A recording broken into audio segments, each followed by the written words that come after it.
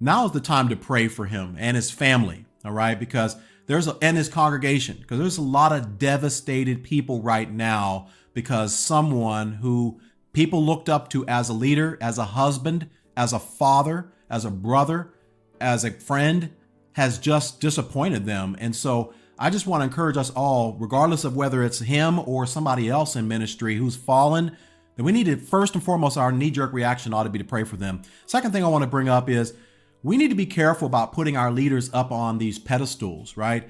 Because sometimes whenever we elevate a leader to a certain place of prominence, we basically think that it's almost impossible for them to fall. And whenever they do fall in a moral failure or any failure for that matter, it's easy for us to get so disappointed because we've looked up to this person. So I just want to encourage us all, no matter how great your leader is, we want to make sure that we do not put them up on a pedestal, because no matter who they are, it's possible that they could fall into any sort of sin or any sort of temptation.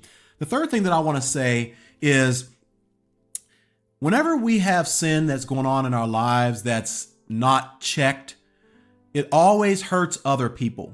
It's always going to eventually, you may be able to get away with it for some time, but eventually it's going to end up hurting other people. I want to read here on his Instagram post, just basically some of the things that he said here.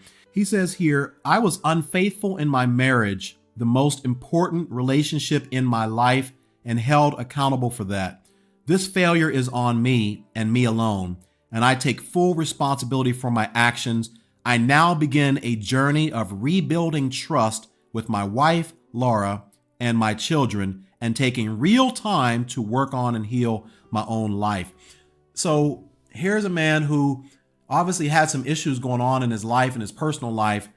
And as a result of that, some very, very important, dear, close people to him are really suffering right now. Just think about his wife and how she's going to have to pick up the pieces and try to figure out how she's going to trust this man again because he was unfaithful to her in his marriage. Which leads me to the next thing I want to talk about, which is anything that you have privately going on right now in your life, you need to really, really look at that seriously.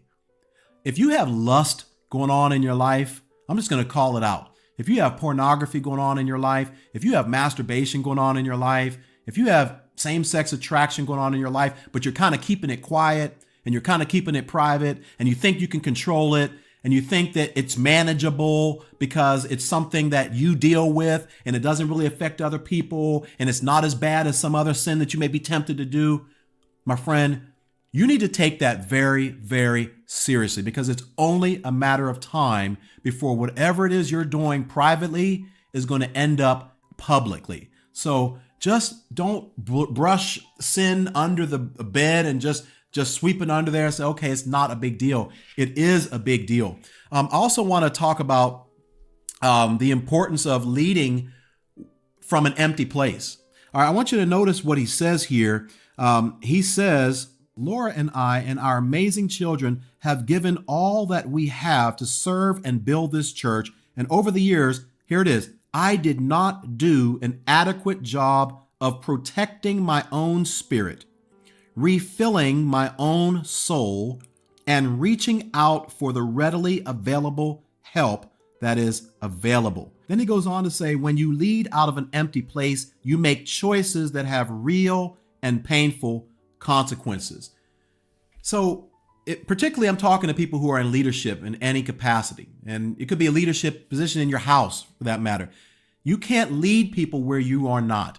If you are running on empty, where you're not filling your spirit, as he says right here, filling your spirit, protecting your spirit, protecting your soul, right? Refilling your soul with the word of God, it's only a matter of time that you're going to run on empty and you're not going to be able to lead people where you're not going yourself. So I just want to encourage you on that regard.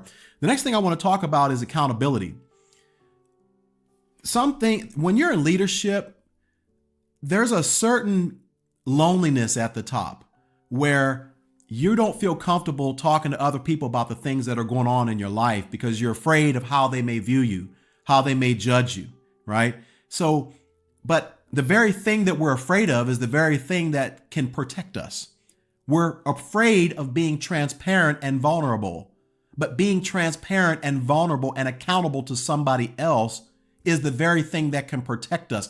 If I've seen this once, I've seen it so many times. When you have a leader that surrounds themselves with a whole bunch of people that are yes men or yes women who basically just go along to get along, they don't challenge the leader. And then because the leaders walk in extreme pride, anytime somebody does challenge that particular leader, they end up getting offended. They end up getting angry at the person who challenged them, and they basically blacklist that person so that they're still surrounded by people who are just singing their praises and telling them what they want to hear. My friend, that is the quickest route to disaster for any leader, no matter what. I want to encourage you, even if you're not leading somewhere, who do you have in your life right now that can speak into your life, that can ask you the hard questions? Somebody that's going to ask you, how are you doing with your lust? How are you doing with your pornography struggle? How are you doing with loving your wife? How are you doing with looking at other women that come around? How are you doing in these areas? Because if you don't have that, you're going to be living a life on an island by yourself. And it's only a matter of time when you don't have accountability that whatever you're doing in the private sector is eventually going to come out and it's going to be public. The last thing I'll say is this. Whenever you sin, don't try to justify it. Don't try to make excuses for it. Own it. And one thing that I will say that I respect about Carl Lentz is that he owned this particular sin. He says right here, he says, this failure is on me and me alone, and I take full responsibility for my actions. He said earlier in that sentence, I was unfaithful in my marriage, right? He didn't try to make excuses for it. He didn't try to justify it. He didn't try to blame. He just owned it.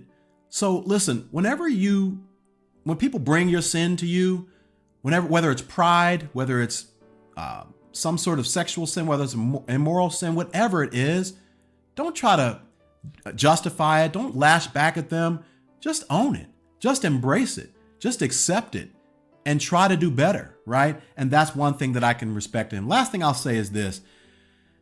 I don't know about you, but I don't want to get to the end of my life and have an asterisk by my name, right? You know what an asterisk is. It's meant to call things out. It's meant to say, okay, well, this